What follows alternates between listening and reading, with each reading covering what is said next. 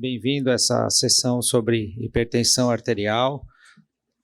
Será composta por mim e pela doutora Andréia Pio de Abreu. Eu sou nefrologista, sou presidente da Sociedade Brasileira de Nefrologia e professor da Faculdade de Medicina de Ribeirão Preto, da USP. Vou fazer inicialmente uma revisão das drogas que nós usamos em hipertensão, rapidamente, e depois um caso clínico, e depois a doutora Andréia, que eu apresento melhor depois da minha aula, ela vai fazer um caso clínico, outro caso clínico mais completo.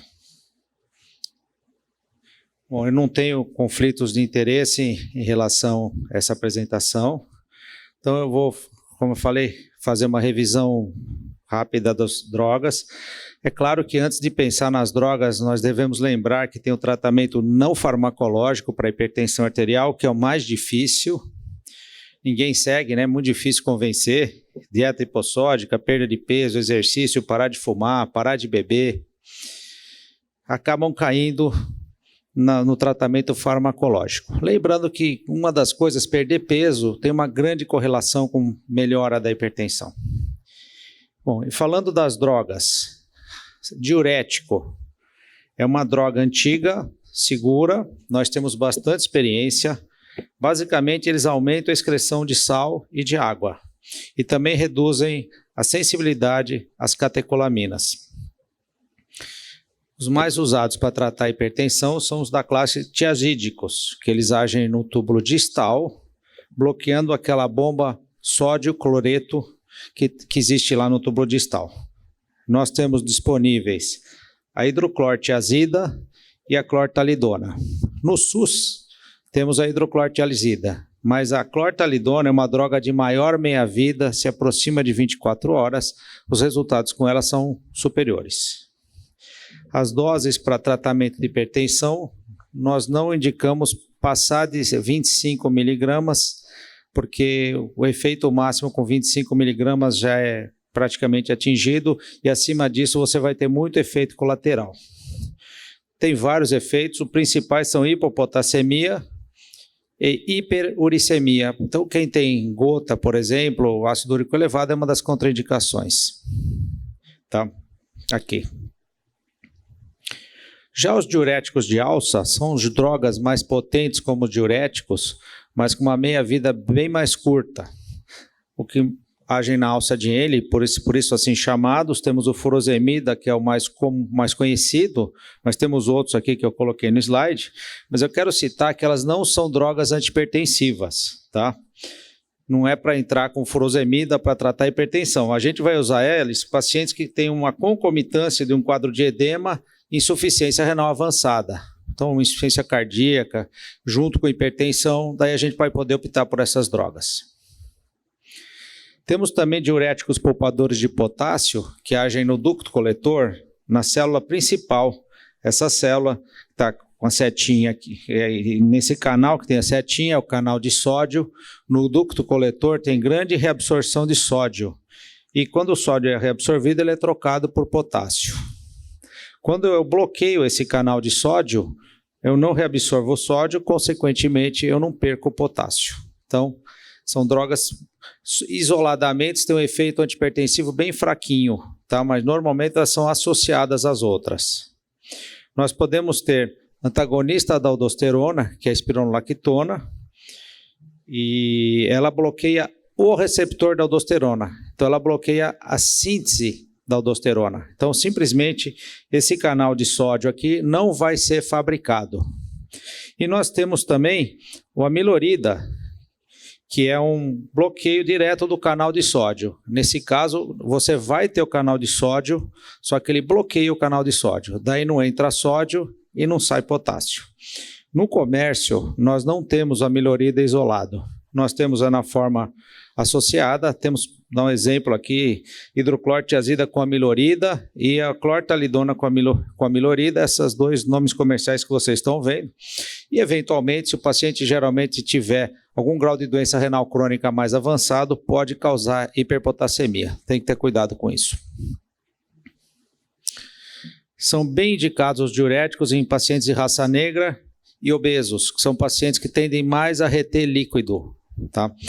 No Brasil, falando de raça negra, é uma coisa mais difícil porque é muito miscigenado. Esses estudos são feitos mais nos Estados Unidos, que lá é mais separado. Outra classe, os beta-bloqueadores, o principal mecanismo de ação deles é redução do débito cardíaco. Então eles fazem o coração bater mais devagar e mais fraco.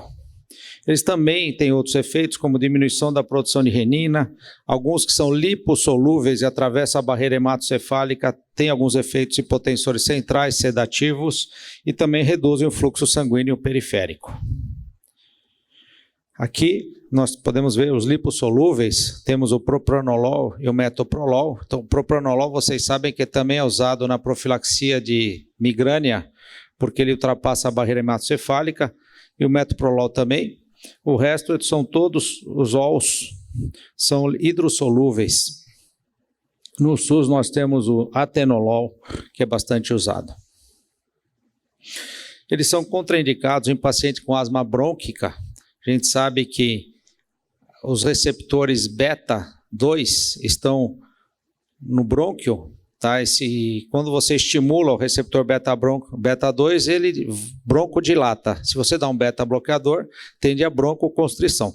Então, o paciente que tem asma, a hora que você dá o beta-bloqueador, ele tende a entrar em crise. Outra coisa são bloqueios cardíacos, paciente bradicárdico também, que a gente vê que o beta-bloqueador faz cair a frequência cardíaca. A gente vê que ele está beta-bloqueado ou não pela frequência. E também doença arterial obstrutiva crônica, porque eles reduzem o fluxo sanguíneo periférico, também, além de reduzir o débito cardíaco, também reduzem fluxo nos vasos. Então, quem tem claudicação intermitente vai piorar o quadro se tomar beta-bloqueador. As principais indicações seriam hipertensão hiperdinâmica, aquela com débito cardíaco mais elevado, frequência mais alta, e doença coronariana é uma grande indicação, porque quando você dá beta-bloqueador, o coração bate mais devagar e você reduz o consumo miocárdico de oxigênio. Os alfa-bloqueadores, praticamente não vou falar deles, são bloqueios receptores alfa periféricos, que são receptores que, quando estimulados, dão vasoconstrição. Essas aqui são as drogas. Atualmente, os alfa-bloqueadores são muito usados para hiperplasia prostática benigna. Entretanto, para o tratamento da hipertensão, eles foram praticamente abandonados, porque são drogas que causam tolerância, que é esse primeiro que está aqui, taquifilaxia. Então, não vou perder tempo com ele, que é a droga abandonada para isso. Uma classe de droga que a gente tem usado bastante e não é a primeira linha, porque dá muito efeito colateral, são os alfa-agonistas centrais.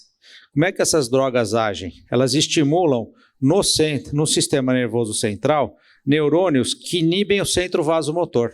Então, eles são estimuladores dos neurônios inibitórios do centro vasomotor, através dos receptores chamados alfa-2. Então, eles não são alfa-bloqueadores, são alfa-agonistas, tá? Só que estimulam quem inibe. Também agem em receptores chamados imidazolínicos, que são receptores que diminuem o efluxo simpático para a periferia. Os mais usados são os não seletivos, mais conhecidos são a alfa-metildopa e a clonidina, mas temos também drogas um pouco mais seletivas que dão um pouco menos de sono, que seria a rilmenidina e a moxonidina, que não estão disponíveis no SUS, dá para ser comprado em particular, e são drogas um pouco mais caras.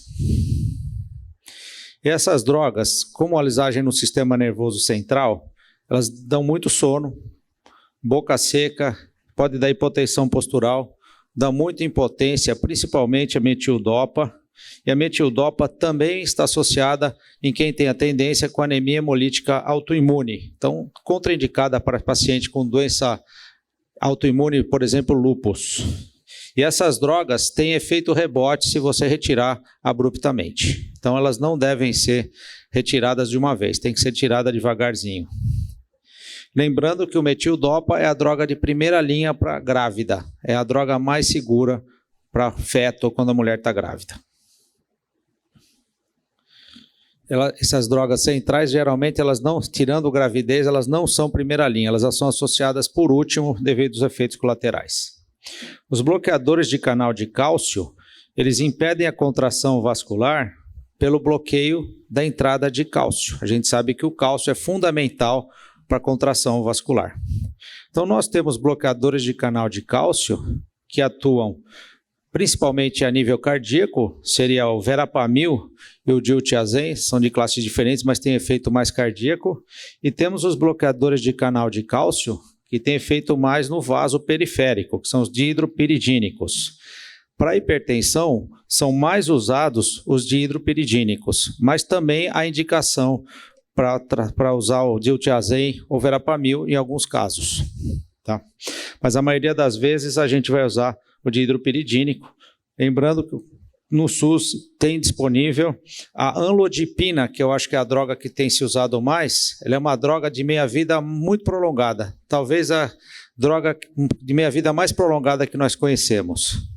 Ela tem uma meia-vida de 36 horas. Então, quando vocês forem prescrever amlodipina, pode dar dose única. Se for passar de 5 para 10, pode dar 10 dose única, não precisa ficar dando de 12 em 12. Diferente da nifedipina, que a nifedipina tem que ser picada. Bom, essas drogas, verapamil e diltiazem, são mais usados em arritmia cardíaca, taquiarritmias, mas podem ser usados em hipertensão em alguns casos. Efeitos colaterais poderiam ser bradicardia e bloqueios cardíacos. E os dihidropiridínicos, o principal efeito dele, colateral, é o edema de membro inferior. Isso é uma coisa que frequentemente acaba impedindo o uso.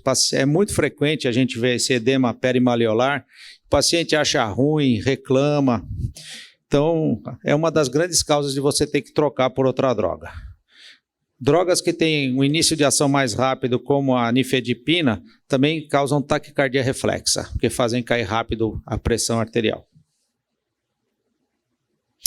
Lembrando que o edema de membro inferior causado pelo bloqueador de dihidropiridínico não adianta dar diurético para melhorar. Não é porque ele está retendo, ele tem um efeito local e dilata mais a arteríola do que a vênula. O que acontece é a drenagem local e não é proporcional ao que está chegando de sangue.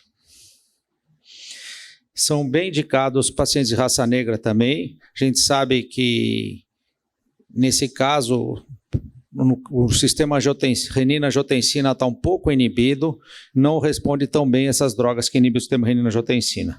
Idosos, melhora o fluxo sanguíneo cerebral e também portadores de doença arterial obstrutiva periférica, porque sendo um belo vasodilatador, melhora bastante o fluxo sanguíneo periférico.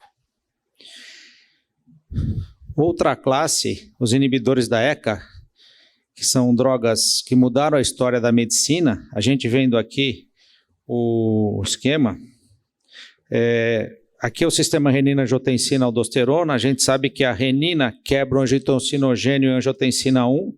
E a angiotensina 1 vira angiotensina 2 através da ECA, que é a enzima de conversão da angiotensina.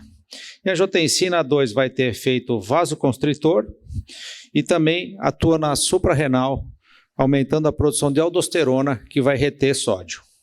Quando eu dou inibidor da ECA, eu não deixo a angiotensina 1 virar angiotensina 2. Então eu vou quebrar essa cascata. A ECA também é a enzima que faz a degradação da bradicinina. Veja, a bradicinina é um sistema oposto ao sistema renina-angiotensina. A bradicinina é um vasodilatador, só que ela é degradada pela ECA. Quando eu bloqueio a ECA, quando eu inibo a ECA, o que acontece? Eu não deixo degradar a bradicinina, aumenta a meia-vida da bradicinina, que é um vasodilatador. Por outro lado, excesso de bradicinina pode causar tosse, que é um dos principais efeitos colaterais do inibidor da ECA e que acaba frequentemente fazendo a gente ter que trocar de remédio. E tem muita ECA no pulmão. Então, acúmulo de bradicinina pode dar tosse. Temos drogas ativas, como o captopril e lisinopril, que são drogas que agem diretamente, quando absorvidas, não precisam ser metabolizadas para serem ativadas. E tem prodrogas, como essas que estão à direita, o enalapril é o mais usado. São drogas que têm que passar pelo fígado e serem ativadas para poderem funcionar. São melhores em termos de meia-vida. Entretanto, se você for usar um inibidor da ECA numa crise hipertensiva aguda, só vai servir o captopril, que vai agir na hora. Não adianta você dar enalapril com um paciente com crise hipertensiva. Não vai ter efeito. Vai demorar horas para começar a fazer. E o captopril, como uma droga de meia-vida mais curta também, seria o preferido nessa situação. Mas no caso de tratamento de hipertensão a longo prazo, essas drogas com meia-vida mais longa, como essas prodrogas, tem melhor aderência, porque você pode dar uma vez ao dia. O único dessas daqui que é de 12 em 12 é o enalapril. Todas as outras são dose única. Como eu falei, o efeito colateral do inibidor da ECA seria tosse por acúmulo de bradicinina, que realmente, eu falei, ele faz você tem que trocar a droga, e pode dar disfunção renal em quem tem estenose de artéria renal, porque ele quebra a compensação do rim. Aquele rim que tem estenose, geralmente ele filtra por causa de uma vasoconstrição da arteríola eferente, e quando você dá o inibidor da ECA, você quebra isso. Se o paciente tiver insuficiência renal prévia, já tem algum grau de insuficiência renal, ou se ele tiver uma injúria renal aguda, também não deve ser usado. E usar junto com anti-inflamatório não esteroide é complicado, pode causar injúria renal aguda. É bastante indicada, então pacientes diabéticos é a primeira opção, pacientes com doenças renais é uma droga nefroprotetora, insuficiência cardíaca, pacientes idosos, é tipo daquele remédio que você tem que pôr na água do filtro, né? Uma droga muito protetora. Entretanto, né, a tosse, que dá mais de em torno de 20 a 30% dos pacientes que tomam IECA, acabou levando a ser inventado outra classe de droga que não desse tosse, que agisse no mesmo sistema, que são os antagonistas da angiotensina 2. A gente vê aqui o mesmo sistema, só que aqui a ECA não está sendo inibida. Tá? O que acontece? Os antagonistas da angiotensina 2, eles atuam no receptor da angiotensina competitivamente. Eles têm uma molécula parecida com a angiotensina, são molecularmente parecidos, então ela ocupa o receptor da angiotensina, chamado AT1, e a hora que a angiotensina chega lá, ela não consegue agir. Então o que acontece? Vai bloquear a vasoconstrição e vai bloquear a produção de aldosterona, sem aumentar a bradicinina. As drogas estão aqui, todas acabam com esse sufixo sartan. O mais antigo é o losartan, que é o único que é de 12 em 12 horas. Todas as outras são de dose única diária. O que tem no SUS, por enquanto, é o losartan. E os efeitos colaterais nele são basicamente os mesmos do IECA, tirando a tosse. Tá? Então, eu não vou me estender. É só um adendo, né? Pacientes com doença renal crônica que tomam o inibidor da ECA ou e bloqueadores da angiotensina não devem ter essa droga suspensa, porque a doença está andando devagar. A única coisa é se tiver hiperpotassemia, que é uma grande contraindicação, tanto de ECA quanto BRA. Tá? Se tiver potássio alto, aí realmente tem que suspender. As mesmas indicações do inibidor da ECA. Você me perguntar qual que você dá então, tanto faz, fica de acordo com a escolha do médico. E temos a última classe aqui, são os vasodilatadores diretos, que agem por um efeito direto na musculatura lisa do vaso e são muito potentes. Temos a hidralazina, o nome comercial presolina, ela é bastante usada em cardiologia principalmente. E temos o mais potente de todos, que é o minoxidil. Ele é tão potente, né, que um dos efeitos colaterais dele é fazer crescer cabelo, de tanto que ele dilata. Tanto é que tem medicações de minoxidil em loção para passar no couro cabeludo para quem tem calvície. E temos o nitroprussiato de sódio, que é uma droga de uso exclusivamente endovenoso para tratamento de emergências hipertensivas. Essas drogas aqui têm mais efeito colateral, né? Dão muita retenção hídrica, porque como tem uma vasodilatação aguda, o organismo interpreta que está tendo uma hipotensão, ativa o sistema renina-angiotensina e começa a reter água. E também dão muita taquicardia reflexa. Toda vez que a tua pressão cai muito, se você estimula o seu sistema renina-angiotensina. O minoxidil, como eu falei, pode dar hipertricose, tá? E a hidralazina pode ser associada com síndrome lupus-like. Então, pacientes tomando hidralazina que venham a positivar o fator antinúcleo, é se pensar que seja da droga. Então, aqui temos um caso clínico, depois desse resumo aqui, que eu vou colocar para vocês. Paciente JBS, 47 anos, branco, casado, procura atendimento médico devido à cefaleia. A PA dele está 162 por 112 e uma frequência de 98. Ele foi orientado a usar tratamento com enalapril no posto de saúde, um comprimido de 12 em 12 horas, hidroclorotiazida 25 mg, um comprimido pela manhã. Após 4 semanas ele voltou para avaliação. Agora a pressão dele melhorou, mas ainda não está boa. Está 145 por 95 e a frequência está 105. Não tem edema. Qual a conduta mais adequada nesse caso? Dobrar a dose do enalapril? Associar o beta-bloqueador? Associar bloqueador de canal de cálcio dihidropiridínico? Associar alfa-agonista central? Ou associar a hidralazina?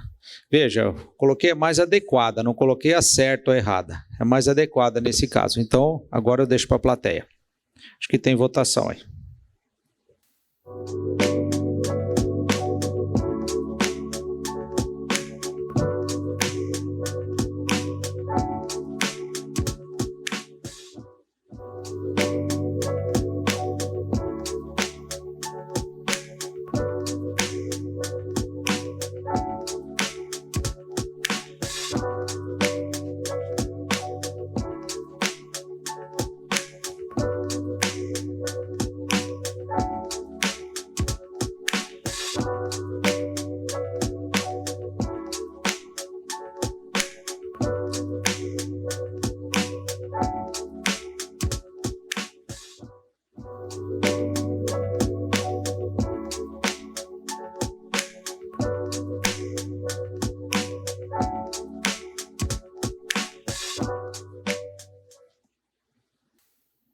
Bom, acho que a votação está encerrada, né? O pessoal, a maioria colocou associar um bloqueador de canal de cálcio. Eu repito, não tem uma conduta errada ou certa aqui. Eu estou falando a mais adequada, tá? Mas você avaliando os pacientes, como eu coloquei no começo, a hipertensão, se você for pegar a fisiologia da pressão arterial, ela é devida a 2 coisas, a débito cardíaco e a resistência vascular periférica. O mais comum é resistência vascular periférica, mas o débito cardíaco tem uma importância aí. Então você pega um paciente que já está tomando um diurético, quer dizer, não precisa associar nenhuma droga que aumente a excreção de sal. Tem uma droga que tem um efeito vasodilatador já, que é o enalapril, tá? E veio aqui com uma taquicardia, está com 95 de frequência cardíaca, creio que a droga mais adequada para ele seja o beta-bloqueador, porque você vai aqui atuar num mecanismo que facilmente identificável, você vê que está fora do padrão, tá? Uma frequência cardíaca de 105, você entra com beta-bloqueador aqui associado, você vai ter mais benefício do que entrar, por exemplo, com bloqueador de canal de cálcio, que também é um vasodilatador, e pode até vir a aumentar a frequência cardíaca do paciente, porque quando você dá um vasodilatador, você tende a ter um certo aumento da frequência para compensar. Então, o que a gente colocou aqui, o mais indicado seria B, associar um beta-bloqueador. Tá bom? Obrigado, pessoal. Agora eu vou chamar a doutora Andréia. Essa aula